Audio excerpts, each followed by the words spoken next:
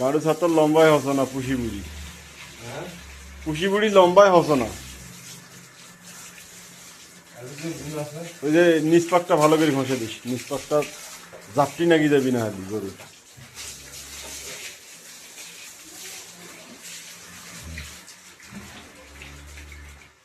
নতুবা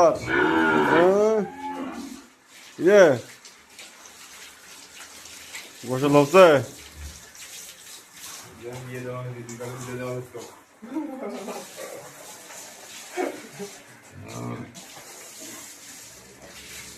কি খাওয়া দাওয়া হচ্ছি, তারপরে তো শিখে শিখি জ্ঞান।